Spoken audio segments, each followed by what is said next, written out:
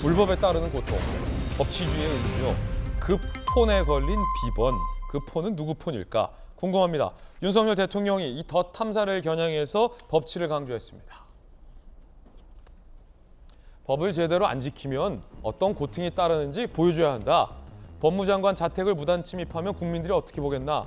법 어긴 사람이 처벌받지 않는 사회가 정상적이냐라고 어제 국무회의 때 대통령이 이 발언을 했다. 그리고 국무회의는 한동훈 장관이 참석을 한 것으로 확인이 됐습니다. 전주혜 의원님, 최근에 국민의힘 지도부셔서 비대위원이셔서 네. 대통령과 만찬하셨잖아요. 네. 분위기가 상당히 좋았던 걸로 알고 있는데 대통령 만찬 자리에서 이런 얘기는 안 나왔습니까? 대통령이? 한동훈 한동훈 장관. 장관이나 뭐 그다음 그 청담동 그 가짜 술자리 뭐 녹취록 얘기 당연히 나왔죠. 뭐라고 하셨어요, 대통령께서는? 그 언론에 많이 이제 보도가 됐는데요. 네. 뭐 한동훈 장관은 2차 안 간다. 술을 거의 안 마신다. 그래서 그리고 또 요새는 이제 중단했습니다. 도어 스태핑 때문에 사실 아침 일찍 일어나시는데 3시까지 술 마시고 어떻게 아침 일찍 일어나겠냐 이런 말씀도 하셨고요. 뭐 그리고 또 뭐 본인이 그 불렀다고 한 그 노래 동백아가씨는 진짜 불러본 적이 없다. 뭐 이런 말씀도 하셨고. 제가 취재했잖아요. 동백아가씨 모른다고. 대통령. 근데 이제 여기 그날 제가 좀 확인했던 거는 예. 그 대통령께서 자유민주주의 법치에 대한 확고한 신념을 가지고 계십니다. 뭐 사실 그런 확고한 신념으로 또 대통령 자리까지 사실 올라가셨죠. 불의에 타협하지 않고 어떤 불의에 계속 맞서왔던 이런 것 때문에 그게 국민들에게 또 큰 공감대를 형성해서 대선에서 승리한 거 아니겠습니까? 그래서 불의에 이렇게 뭐 꺾이면 안 되는 거죠. 그래서 어제 발언 국무회의 때 법을 제대로 안 지키면 어떤 고통이 따르는지 보여줘야 한다. 네. 이 발언은 또 어떤 의미라고 보십니까, 그럼?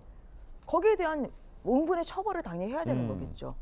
그러니까 뭐냐면은 한동훈 장관에 대해서 무단 침입을 해서 이게 뭐 이렇게 문을 열려고 하는 그 행위, 한동훈 장관 그 집의 그 현관문에 뭐 도어락을 열라고 했다는 그 행위 자체는 뭐 이미 주거 침입의 실행에 착수한 거다 지금 다 그렇게 되는 거거든요.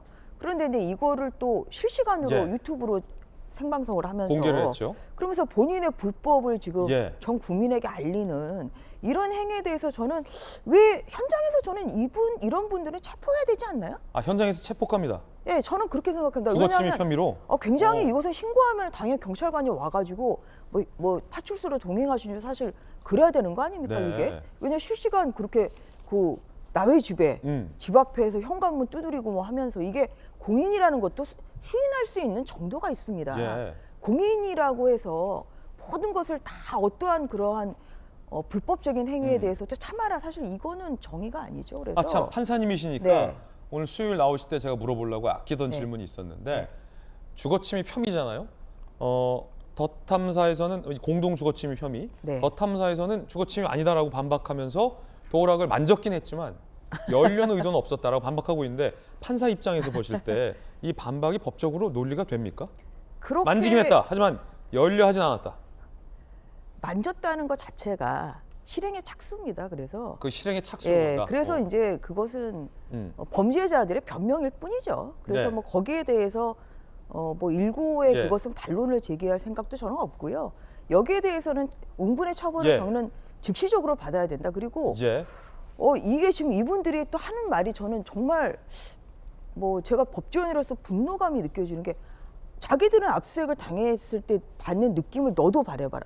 아니 본인들은 가해자고 한 장관은 지금 피해자인데 가해자가 느끼는 분노를 왜 그런 뭐 심정을 왜 피해자가 느껴야 됩니까? 그러면서 본인들이 압수수색을 당했을 때 그 심정을 한 장관이 느끼게 하기 위해서 갔다는 거 아니에요? 이게 도대체 이게 본말이 전도된 거고 저는 어떻게 사람의 탈을 쓰고 정말 이런 행위를 이렇게 21세기 대한민국에서 할 수가 있는 건지 그것을 왜 이것을 보고만 있어야 되는 건지 저는 좀 의문이고요. 그리고 여기서 또 그치지 않잖아요.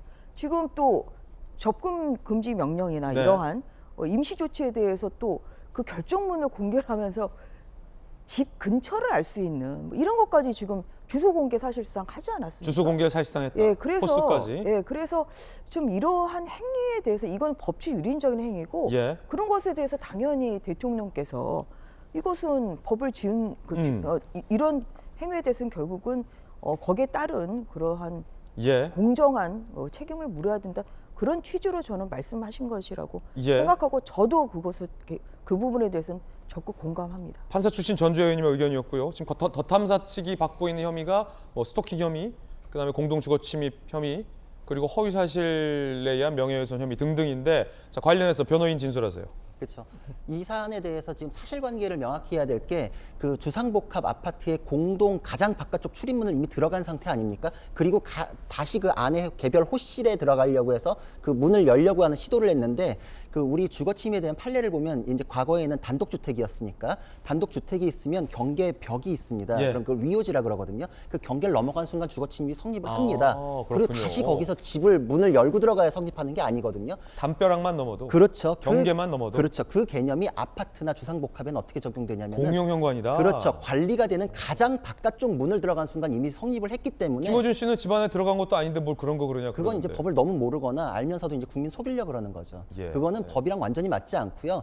경비 보안 요원이 있는 가장 바깥쪽 문을 지금 몰래 들어갔지 않습니까? 이미 주거 침입을 한 겁니다. 예. 그러니까 거기서 다시 한동훈 장관의 집 문을 열려고 시도했던 거는 죄질이 굉장히 안 좋은 별개의 또 다른 범죄를 하려고 했던 것이기 때문에 그건 이제 보복 범죄로 다시 또 평가될 여지가 있는 것이고요. 아니 그럼 대통령께서는 지금 응분의 처분이 있어야 된다. 법을 어기고도 활보하면 안 된다라는 취지의 엄중 경고의 메시지를 했는데 이게 보면은 스토킹 혐의, 공동 주거 침입 의혹, 허위 사실의 명예훼손 혐의인데 이게 다 지금 제각각이잖아요. 네. 그럼 처벌 수위가 어떻게 되는 겁니까? 이게 합쳐졌을 경우에는 지속적인 가해 행위를 했다고 평가될 수 이게 있고. 합쳐지기도 해요? 아니 그러니까 죄질을 같이 봅니다. 이제 병합해가지고 그래요? 사건을 사건을 병합해서 예, 한다? 같이 처리하기 때문에 그때는 이제 어. 전체적인 죄질을 보고 지속적인 가해 행위를 하고 있기 때문에 이거는 피해자에 대한 가해의 위험성이 계속 존재할 경우에는 구속 사안으로 평가할 수밖에 없습니다. 이거 재밌네요. 한 가지 법률 상식. 똑같은 사람이 똑같은 사람을 상대로 다양한 범죄 혐의가 있을 때 이거를 병합해서 네. 한꺼번에 처벌을 하고 그러면 혹시 특가법상 특정 범죄 가중 처벌 대상이기도 합니까? 특가법상의 보복 범죄 혐의가 이미 지금 고소가 들어가 있습니다. 그렇습니까? 그러니까 그 보복 행위의 일환으로 오. 지금 주거 침입도 한 것이거든요. 그러면 아까 구속을 말씀하셨는데 구속의 단계가 여러 가지가 있는데 사전 구속 영장을 청구해서 발부받아서 구속한다는 겁니까? 아니면은 긴급 체포를 한다는 겁니까? 아니면 법정에서 구속이 될 가능성이 있다는 겁니까? 어떤 제가 구속? 보기에는 수사 과정에서 구속 영장이 청구될 가능성이 있다고 생각을 합니다. 그래요? 예. 판사님께서는 어떻게 보세요? 왜냐하면은 이게 유튜브로 실시간 중계를 하면서 본인들이 예. 죄를 자백했거든요. 왜냐하면 압색 당하는 고통을 느껴봐라 하면서 본인들이 그 앞에서 벨 누르고 도우락 열라고 했거든요. 그럼 압색을 왜 당했어요? 그거는 한동훈 장관에 대한 그 청담동 거짓 술자리 의혹 때문에 결국은 모 시민단체로부터 고발을 당해가지고 그것 때문에 결국 압색을 당한 거잖아요. 네. 그런데 거기에 대해서 피해자한테 또 가서 그렇게 그 주거를 아니면 그 접근을 시도한다? 이것 자체가 보복이죠. 그렇군요. 너 때문에 내가 압색 당했으니까 내가 너를 너도 당해봐. 해서 간 거잖아요. 그래서 이거는 본인들이 유튜브에서 뱉은 말 자체가 수사할 것도 없어요. 이거는 유튜브에서 뱉은 말 자체가 자백입니다. 이것은. 수사할 것도 없다. 그럼요. 그래서 이거는 소환만 되면은 저는 영장 청구가 가능한 사안이다. 죄질이 너무 안 좋잖아요. 예. 이게 그래서 여기서 이제 그치는 게 아니라 저는 아마 더 탐사 이 생태를 보면 계속해서 아마 한동훈 장관에 대해서 괴롭힘을 계속할 가능성이 크다. 어제 이 검찰 출신의 김광산 변호사가 출연을 해서 더 탐사 주요 관계자들은 구속될 가능성이 매우 크다라고 검찰 시각으로 얘기를 해줬는데 오늘은 또 판사 출신과 또 변호사의 시각까지 보면 세 분은 다 이제 구속 사유가 충분하다라고 의견을 주셨습니다.